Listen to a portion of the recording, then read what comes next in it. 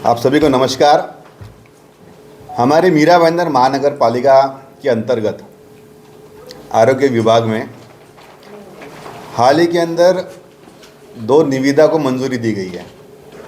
साफ सफाई का जो कार्य है, साफ सफाई का जो टेंडर है, ऐसी 2 कॉन्ट्रैक्टर को टेंडर मंजूर किए गए हैं। एक है global waste management messrs limited और दूसरा है कोणार्क इंफ्रास्ट्रक्चर लिमिटेड। आप लोगों को बताना चाहूँगा कि हमारे मीरा भाईंदर महानगर पालिका में पिछला जो टेंडर पास हुआ था आरोग्य विभाग का, जो कि 5 साल के लिए अलॉट किया गया था, उसकी कालावधि 5 साल थी। इलीगली एक्सटेंड करते करते करते करते उसी global infrastructure waste management private limited company को इलीगली 5 साल और एक्सटेंशन देके कंटिन्यू काम करने दिया।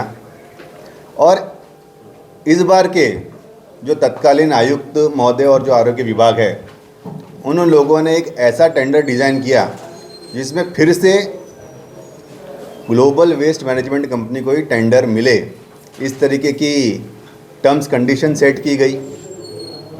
मीरा भाईंदर महानगर पालिका के अंदर एक ही जोन आरोग्य विभाग का हुआ करता था।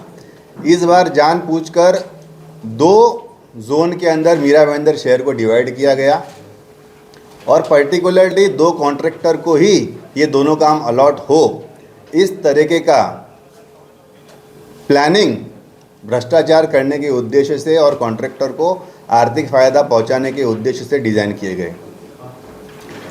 निविदा प्रक्रिया के अंदर सारे नियमों का उल्लंघन किया गया। जो टेक्निकल सैंक्शन लिया जाना चाहिए इस तरीके के बड़े कॉन्ट्रैक्ट को मंजूर करने के पूर्व, ऐसे कोई भी कॉम्पिटेंट अथॉरिटी का टेक्निकल सैंक्शन लिया नहीं गया। बार बार टेंडर्स को रिकॉल किया गया। अगर कोई नए कॉन्ट्रैक्टर पार्टिसिपेट करने का प्रयास करते थे, उन लोगों को दूर रखा गया, उन लोगों को प्रेशर दिए गए।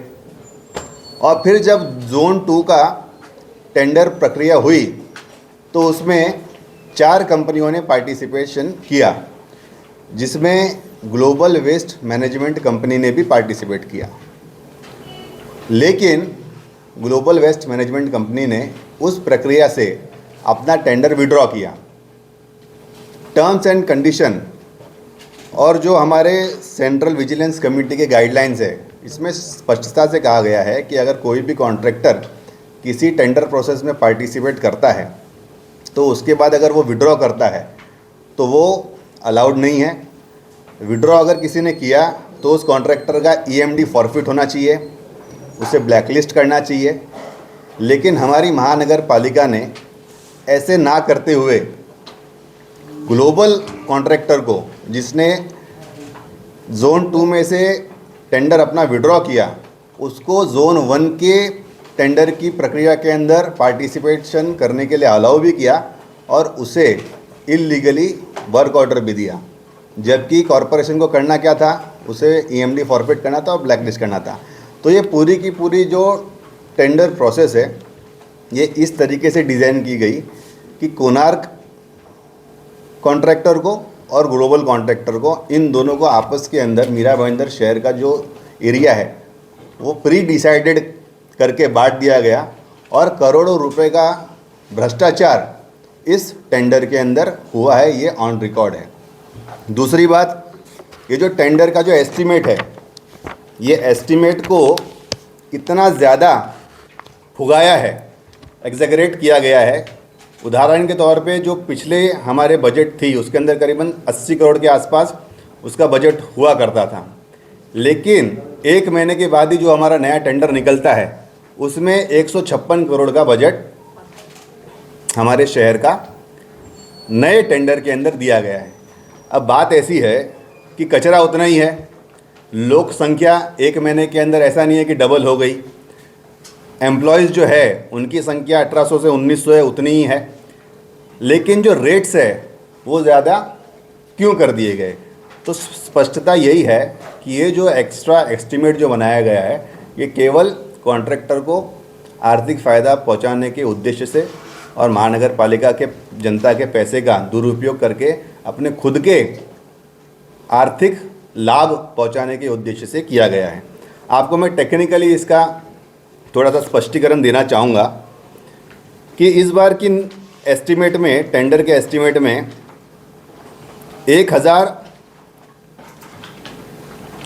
1033 जो है मिनिमम वेजेस एक्ट के हिसाब से कामगार को वेजेस देना बाध्य है।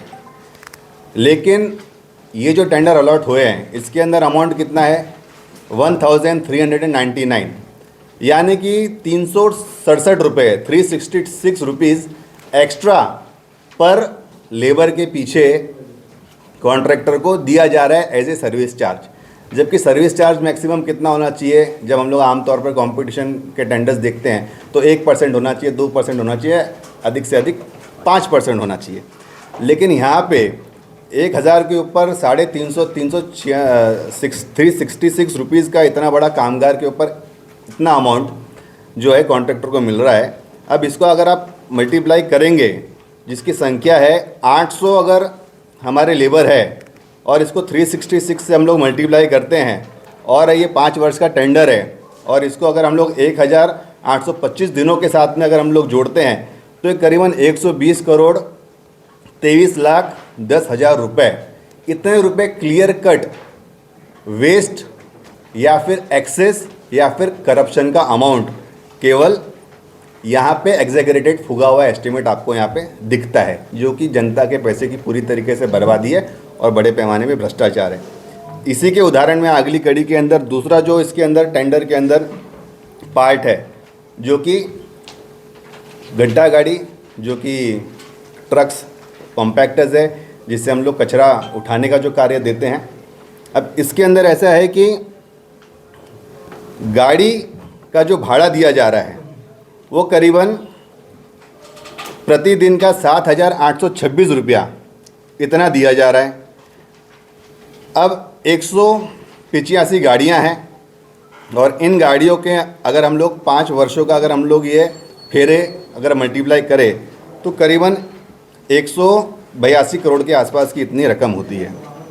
अब ये जो रकम है इसके अंदर सबसे बड़ी बात यह है कि जब पुराना टेंडर था तो इसका जो अमाउंट था वो 5374 था और इस बार ये लोग जो अमाउंट दे रहे हैं वो 7826, इतना ज़्यादा एक्सेस एस्टिमेट दे रहे हैं।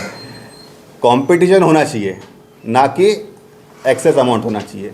और सबसे बड़ी चौंकाने वाली आश्चर्य की बात यह है कि पिछले टेंडर के अंदर जो वाहन उपलब्ध साफ़ सफाई के लिए कराए जाते थे वो वाहनें खरीदने की जिम्मेदारी कॉन्ट्रैक्टर की होती थी, लेकिन इस बार जितने भी वाहन दिए गए हैं वो महानगर पालिका ने अपने फंड से दिए गए हैं।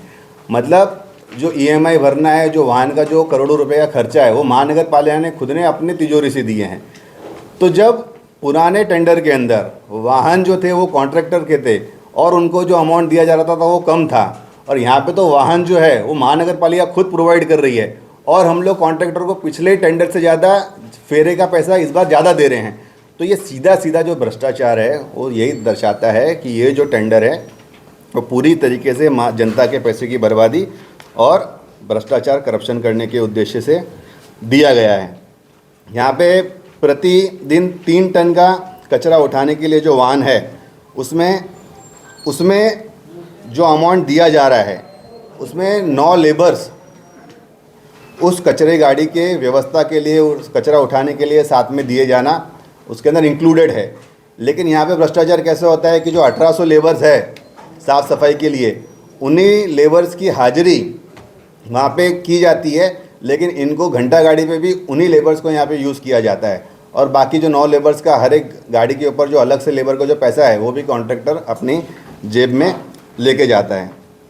तो कहीं ना कहीं बड़े पैमाने पे भ्रष्टाचार है। यहाँ पे लेबरों को मिनिमम वेजेस एक्ट के हिसाब से पैसे भी नहीं दिए जाते हैं। लेबर्स के साथ में भी बड़े पैमाने पे भ्रष्टाचार होता है, उन लोगों को पैसे कम दिए जाते हैं, उनके साथ में भी अन्याय किया जाता है। उनके ग्रेच्युइटी के पैसे हैं वो नहीं दिए जाते हैं। उनके पीएफ के अंदर, ईएसआईसी, पेटी फंड्स, इन सभी के अंदर कहीं ना कहीं बड़े पैमाने पे उनके साथ में भ्रष्टाचार किया जाता है, उन्हें पैसे नहीं दिए जाते हैं। उनके आरोग्य के सेफ्टी के प्रिकॉशंस जो है, चाहे वो ग्लव्स की बात हो, चाहे वो गमबूट्स की बात हो, बाकी सारी चीज़ों की बात हो, उन्हें कोई भी सुविधा साधन ये लेबर्स को भी दिए नहीं जाते हैं। तो वो भी जो पैसा है वो पूरा का पूरा कॉन्ट्रैक्टर अपनी जेब में लेके जाता है। तो ये सारी चीज़ें हैं जिसके लिए मैंने आप लोगों को इसकी मैंने कंप्लेन जो है वो हमारे महाराष्ट्र के माननीय उप मुख्यमंत्री और गृह मंत्री माननीय श्री देवेंद्र फडणवीस साहब से भी लिखित रूप से की है। अभी के जो आयुक्त है संजय काटकर साहब, इनसे भी मैंने की है। और मेरी ये मांग है कि प्रिवेंशन ऑफ करप्शन एक्ट के अंतर्गत इसके खिलाफ मामला दर्ज होना चाहिए, इसकी एफआईआर रजिस्टर होनी चाहिए, और कॉन्ट्रैक्टर और जो इस टेंडर प्रोसेस के अंदर अधिकारियों ने जिन्होंने इस टेंडर को भ्रष्टाचार के उद्देश्य से इसको डिज़ाइन किया है और इसको जो मंजूर किया है और इलीगली जो सैंक्शन किया है, इन सभी के ऊपर प्रिवेंशन ऑफ करप्शन एक्ट के अंदर कार्रवाई होनी चाहिए। इस टेंडर को तुरंत रद्द किया जाना चाहिए और जो हमारे लेबर्स है उन लोगों को जो उनके मिनिमम वेजेस एक्ट के हिसाब से और उनका जो भी पीएफ है, जो ग्रेजुएटी फंड है और सारी चीज़ें जो है वो उन्हें देनी चाहिए। और महानगर पालिका का जो एक्सेस पैसा इस फुगे हुए टेंडर में जो वेस्ट हो रहा है उसे तुरंत रोक करनी चाहिए और नई टेंडर प्रक्रिया फेयर कंपटीशन के साथ में होनी चाहिए। ये हमारी मांग है।